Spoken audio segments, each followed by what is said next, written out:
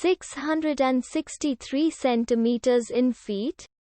First of all, we need to know the value of 1 centimeter in feet. It's always 1 centimeter equals 0.03280839895 feet.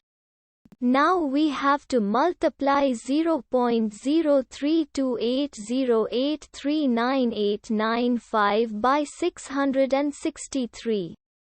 Therefore, 663 centimeters times 0.03280839895 feet equals 21.751968503885 feet. So, in other words, 663 centimeters equals 21.751968503885 feet. We hope you have enjoyed this video.